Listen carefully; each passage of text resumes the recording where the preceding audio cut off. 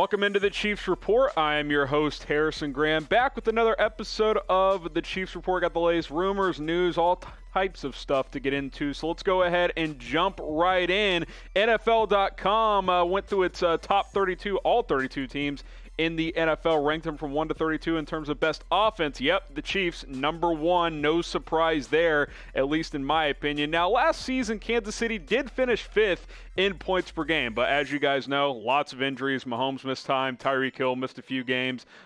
Damien Williams was out for a while. So a lot of key cogs were not healthy during the season. Offensive line was banged up as well. But I think it's pretty clear when this team is fully healthy, this is the best offense in the NFL. Like I mentioned, Kansas City was 5th last year, but the top 5 were all pretty close, within 4 points. Ravens, Niners, Saints, Bucks, and Kansas City. I expect the Chiefs, Ravens, and Saints to be near the top again this year. We'll see what the Bucks look like with Tom Brady as well, but a lot of good offenses out there. I think Kansas City's is the best just because of who the quarterback is, the coaching staff, and a lot of the skill players as well. Do the Chiefs have the best offense in the NFL? Go ahead and weigh in for me. Type Y for yes, type H for hell yes. I expect to see a lot of H's in there. This is the best offense in the league. We know it. Every other fan base knows it. So go ahead and represent Chiefs Kingdom by commenting hell yes down below. And the reason they are the best offense is because they got the best quarterback. Patrick Mahomes is the best quarterback in the NFL. He's the most valuable player in the NFL. Even though Lamar Jackson won MVP last year, Mahomes won it the year before. We know when he's fully healthy, he is the best in the game right now. He's going to be the best in the game for a very, very long time. And guess what? He's got some pretty good buddies he can throw the football to. He's got Tyreek Hill, Sammy Watkins, Mecole Hardman, a lot of other pieces as well. Demarcus Robinson, Byron Pringle, and guess what? The best tight end in the game also, Travis Kelce. They added Ricky Seals-Jones. Kelce's got 4 straight 1,000-yard seasons. This offense, the weapons, is endless, especially considering what they even have at running back, a team that doesn't run the ball much. Damien Williams, they just drafted Clyde Edwards-Helaire, DeAndre Washington. So you add this all up, it's not surprising to why NFL.com ranked the Chiefs as the number one offense in the NFL. It makes sense. And guess what? They've got Andy Reid and Eric Bieniemy leading the show from a play calling standpoint. This is the best offense in the league, guys. It's going to average well over 30 points a game this year, and their quarterback is only going to get better. I expect Mahomes to win several MVPs. All right, guys, we got to get to 4,000 subs. We've been on the cusp for a few days now. We're 42 subscribers away. I got to get there by midnight tonight, or who knows what's going to happen with the future of this channel. Now, we're going to keep plugging out videos, but we continue to grow. We'll continue to create more videos for you guys. So go ahead, hit that big red subscribe button. Help us get to 4K by the end of the day here on Wednesday. Let's get into some other rumors. How about the idea of signing Logan Ryan? This is basically my idea. No one's actually reporting this, but Ryan did announce that he is not returning to Tennessee after this upcoming or after the 2019 season. He's moving on. They've moved on. They are parting ways. So I think this makes sense. Kendall Fuller is obviously gone. Bashaud Breeland is facing a suspension more than likely. I think he'd be the ideal nickelback for this Chiefs secondary. Really good playmaker, good tackler as well. Had 18 pass breakups, 4 interceptions for the Tennessee Titans this past year. He's good in the box as well. I think he can be that Swiss Army knife for this Kansas City Chiefs defense, especially under Steve Spagnuolo, that knows to put guys in positions to be successful. Should the Chiefs sign Logan Ryan? Type S for sign, type D for don't. I think you at least see what his market is, right? Can you get him for $5 million? Like, is it going to be that cheap for him at this point? I think he thought he was going to make a lot more money than he actually is. Be curious to see if the Chiefs have any interest. You look at this defensive back depth chart. Obviously, Breeland, the possible suspension there, that's a bit of a concern. I'm okay with Rashad Fenton as your nickel this year.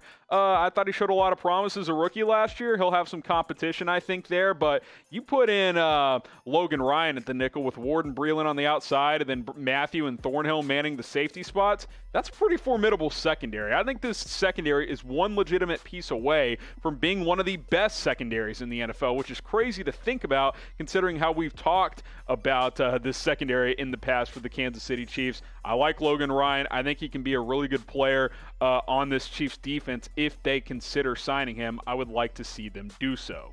All right, guys, you know the drill. Mailbag coming soon, so use hashtag Chiefs to get your questions on the show. Go ahead and comment any question you'd like down below, and we will answer as many as we can on our next mailbag. So it's simple. You type hashtag Chiefs, then your question.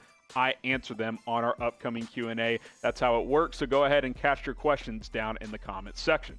And while you're doing that, why don't you get your mother some flowers for Mother's Day? Guys, we're only a few days away. This Sunday is Mother's Day, and our partner Pro Flowers, they're going to give you 15% off when you go to this link, chatsports.com/mom. The link will be in the comments. It'll be in the description. You get flowers, chocolates, gifts, all kinds of cool stuff for 15% off. They'll ship them to whatever address you put in there. They take care of all of it for you guys. And for 15% off, that is a pretty sweet deal. Go ahead and take advantage of this right now at chatsports.com/mom. All right, let's get into some schedule stuff. The NFL is releasing the schedule for all 32 teams on Thursday night. I think there's a pretty good chance the Chiefs will host. 14 of the last 16 seasons, the defending Super Bowl champs have hosted the opening Thursday night game. Didn't happen last year for the NFL's 100th season. They wanted to go Packers-Bears on Thursday night, but I expect it to happen this year. I think it will happen.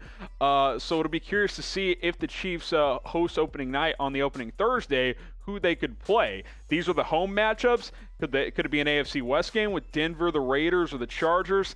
That's not super intriguing to me. I think Kansas City is clearly a notch or two ahead of all of those teams.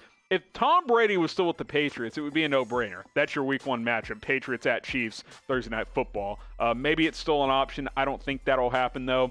You've got the Jets, Falcons, don't think so. Panthers, Texans, Deshaun versus Mahomes, a rematch of the divisional matchup of one of my favorite games from last year. I could see it. Obviously, no Hopkins there anymore because Bill O'Brien lost his mind this offseason, but I think that could be an option as well. These are the Chiefs' road games. I don't think they would put Kansas City on the road to open the season as defending champs, but they have some more intriguing road games. Obviously, the divisional matchups there and the Bills, who will be a good team. But how about a couple of these teams? You got the Saints, who's supposed to be very good. How about the Bucs with Tom Brady, Gronk, and the boys down there in Tampa Bay? That would be fascinating. If that was a home game for Kansas City, that would be a no-brainer. And then Lamar Jackson and the Ravens up in Baltimore.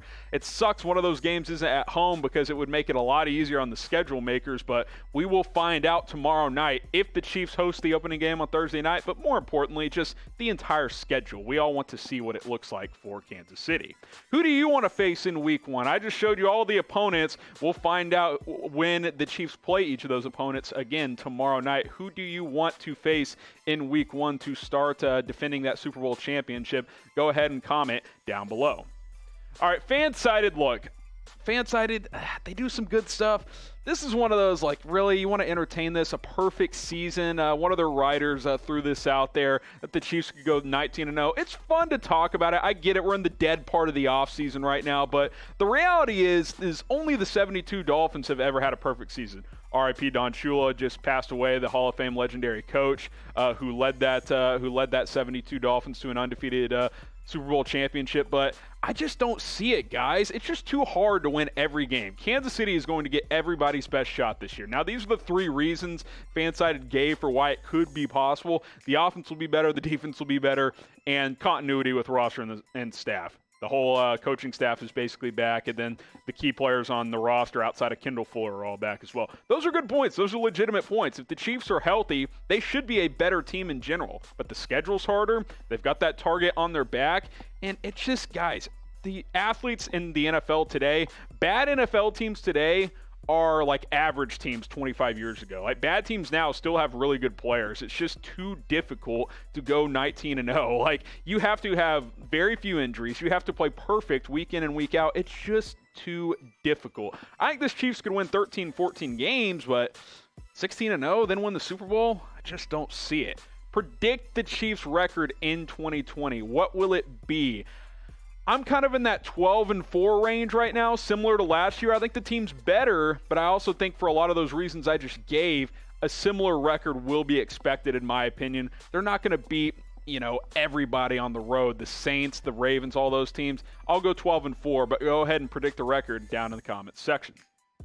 All right, Lucas Niang is set to be the swing tackle, and I think that's even more the case because Cam Erving has signed with the Dallas Cowboys on a one-year deal, which, thank God, right? We didn't want Cam Erving back. That was to be expected. I didn't expect Erving to return in Kansas City. I think they actually announced that he wasn't going to come back, so thank goodness that's official. I think Niang can more than be ready to handle that swing tackle role and then eventually possibly be your starting left tackle in 2021 when Kansas City can get out of Eric Fisher's contract for just like $3 million. Niang played mostly right tackle in college, but I think he can play left tackle. Some believe he'll play guard his rookie year because he's probably better than Andrew Wiley. Maybe he competes with Wiley and Mike Remmers for that spot. We'll see if they keep Laurent Duvernay-Tardif, but I like Niang. Good selection by the Chiefs in the draft. Adios, Cam Erving. Sayonara. Almost got Patrick Mahomes killed in that Colts game last year. We want to flush that memory to bed there, but we'll see what the offensive line looks like as a whole once training camp and the 2020 season gets underway.